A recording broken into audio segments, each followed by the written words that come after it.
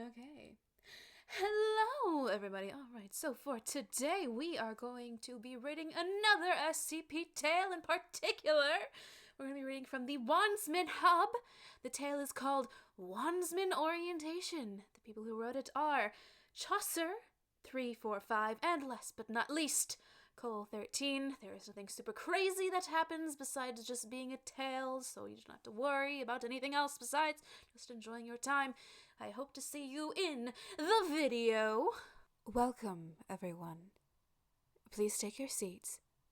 Note, if you experience any lingering transformation pains and need to leave during this lecture, please feel free to do so.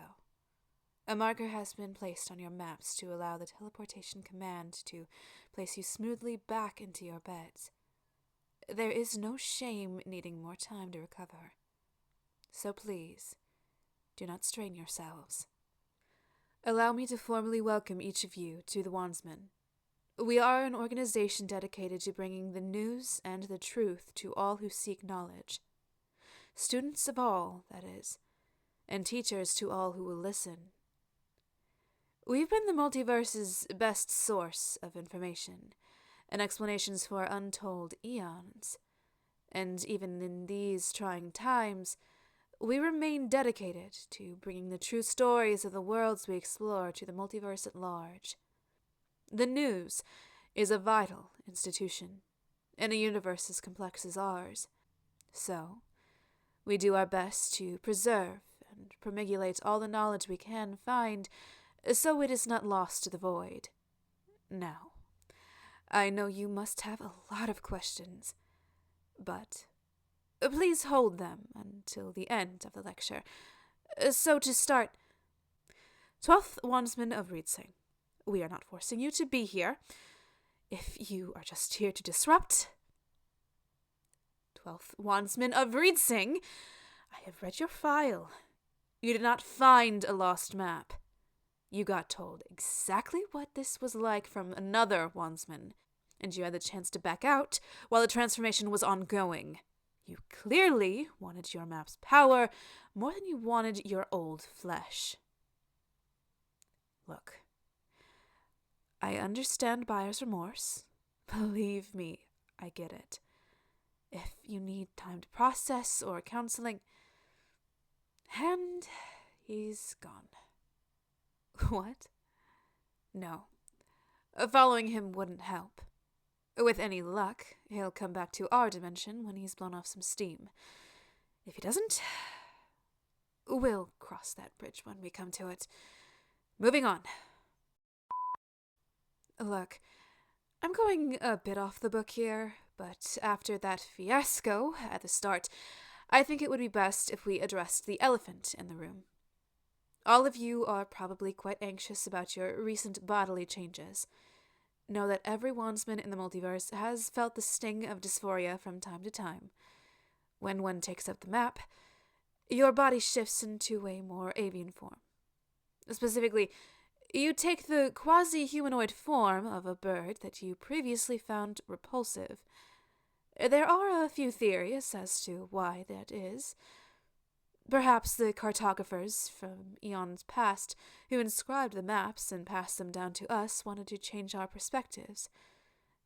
Or perhaps they just wanted to teach us some humility before they granted the maps gifts. Frankly, there are millions of review articles written in our journals with different theories. No one really knows why it happens. Regardless, your new form has many advantages. You will be able to understand others with great acuity. Your bodies have been strengthened. Age is a thing of the past, and most, if not all of you, have been granted the gift of flight. If you've shrunken down to the size of a canary, fear not. This just means your body has been granted the elusive power to explore the strange and twisting wonders of time. You can slip through cracks in reality which us larger Wandsmen may never even notice, and even have cartographic potential. Or, perhaps, you were lucky enough to end up like me. I know. It can be strange talking to someone so large.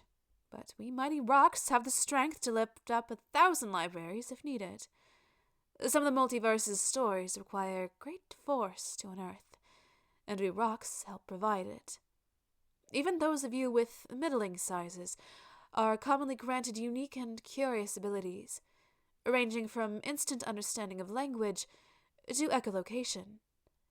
You may think your form a curse, but truly it is a blessing. I suppose I can't say that with a straight face and be called a seeker of truth. Still, fear not. Things like beauty are ultimately a matter of perspective.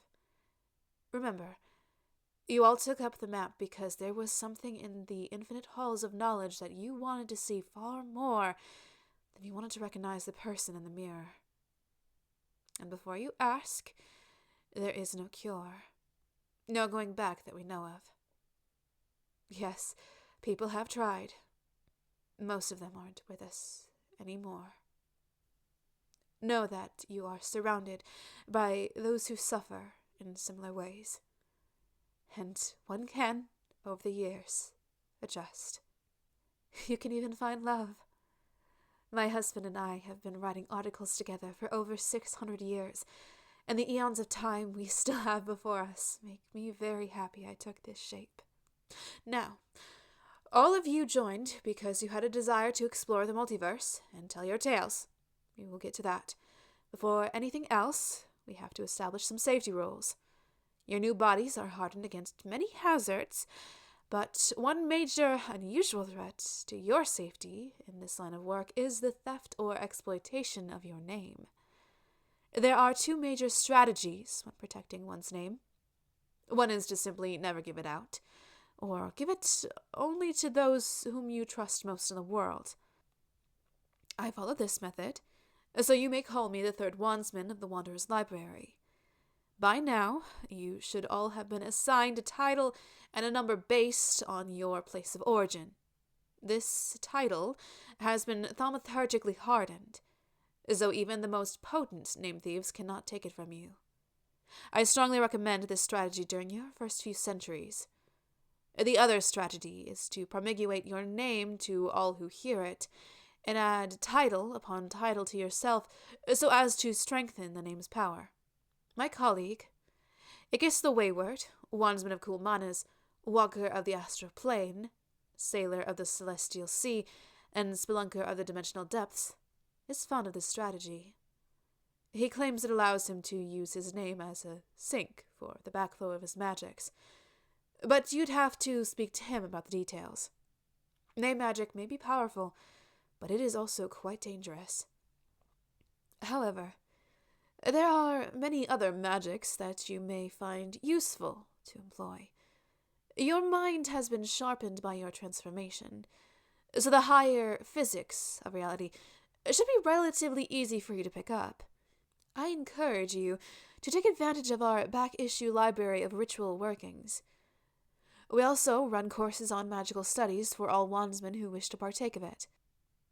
What is thaumaturgy?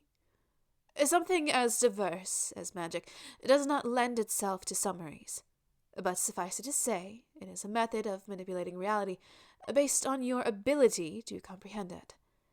That is, of course, a gross oversimplification, but I fear the full details fall outside the bounds of an introductory lecture.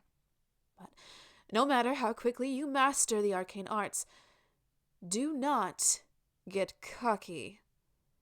Magic will be an invaluable tool as you document the stories of other worlds, but you must not rely on it. There are many powers in the world you shall need to come to understand if you are going to survive this line of work. Thaumaturgy is merely a piece of the puzzle. Obviously, the first and most important piece of equipment you will need to familiarize yourself with is your map. The map you hold is a map of the known multiverse. Our cartography team is working around the clock to keep it up to date, but there still is so much to explore. Obviously, by speaking the name of a place on the map, you can teleport to it. As you gain more intimate details of the objects and the persons in a dimension, you'll even be able to target your precise destination. For this reason, among several others, doing your homework is important. Every century, we lose something in the order of 50 wandsmen who thought it was a good idea to jump into an incredibly hazardous dimension unprepared. The lucky ones end up in solid rock faces. Do not be like them. Another major map safety concern is that prolonged exposure to the image on any map can make those whose minds are not properly prepared suffer severe vertigo and headaches, which I am sure many of you have already encountered while you adjusted to them during your transformations. As for other field equipment, we have workshops and catalogs aplenty for you to assemble your equipment from. And I do know the 8th Wandsman of Hui runs excellent seminars on the creation of magical items. Generally speaking, basic resources are easy to acquire for smaller projects. It is a part of your benefits package, after all. But if you want to build something truly massive to aid you in your explorations and the writings of your articles, you may need approval from the editors. Who are the editors, you ask? Our organization is perhaps best described as a co-op. What this means is that our leaders and several key positions within our organization are elected, and everyone is considered to have partial ownership of our libraries. This does not mean you can just take whatever you want from our stores or, knowledge forbid, destroy any of our books. But you can requisition things like lodging and necessities with relative ease from the company coffers, so long as you do not abuse these privileges. A few of the more notable roles within our organization are as follows. Reporters. This is the most common role a wandsman performs. These are those who wander the multiverse to record its stories. All wandsmen have at least some experience in this role. Hawkers. These are the wandsmen who sell, or with approval, provide, at no charge, our newspapers and magazines to all the inhabitants of the multiverse who have a chance to understand them. This is a difficult job, but a needed one. One must be both salesman and teacher to bring the resources we need to maintain operations. Raptors. Army is an inadequate word to describe them. These are the wandsmen who uncover dangerous ruins and explore hostile dimensions. They will save lives, and thus save minds, and thus knowledge, wherever they can, and provide security for our organization. There are many entities and forces in the multiverse that work against us. These are the brave souls who hold the line against such darkness. Arbiters. Of course, violence is best reserved as a last resort. When interacting with other organizations or populations, it is often in our best interest to take a more diplomatic approach to doing our reporting. Arbiters are elected for certain difficult regions to sort of smooth things over for the local population. Cartographers. This is a position that requires a certain attunement to the multiverse at large. Cartographers are responsible for mapping the various dimensions that surround us and pathfinding or tunneling ways between them. This job requires a great deal of magical knowledge to execute, as well as certain additional transformations that many find distasteful. It is rare to see a cartographer with less than a millennium of experience.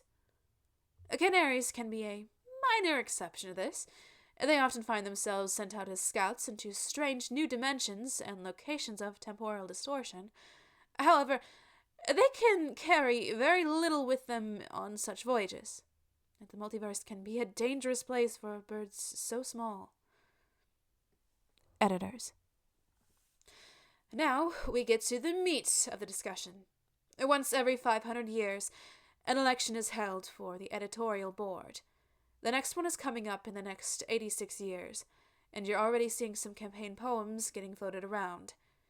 The editors are in charge of day-to-day operations, approving story assignments and directing the flow of our resources. At the end of the day, They are in charge. Though, between you and me, they listen to the cartographers a bit more attentively than the rest of us.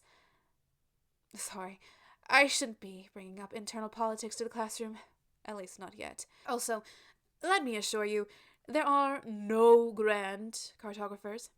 I've been here for a millennia, and I haven't seen so much as a feather of them anywhere.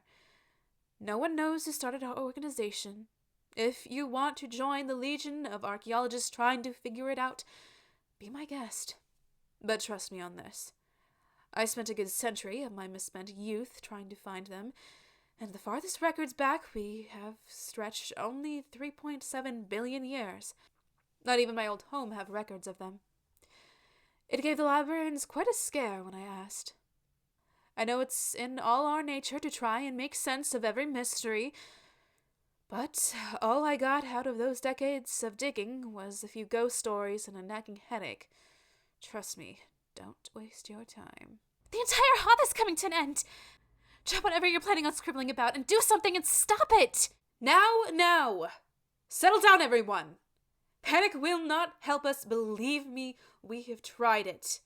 Blasted WL3, have you been reading the Gazette lately? The Demiurge alone! Yes, third Wandswoman of First Hoth. We are well aware of the situation. Frankly, you didn't need to burst into our orientation meeting to explain. Suchi, please. I know it probably won't happen in the next 5 seconds, but they need to know. Well, I suppose that's fair.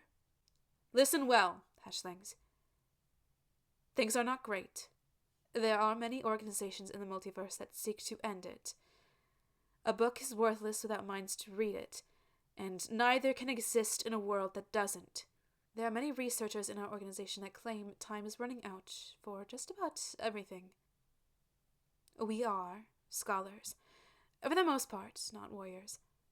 But it is unquestionable that right now the multiverse needs saving, and we have a responsibility to be part of that. Whether we choose to do that by forging alliances between those who call this place home, warning the people and the gods so that they can prepare, or even charging into battle ourselves. There will be nothing to learn and nothing to explore unless we keep it safe. Thank you. You're welcome. Are there any further questions?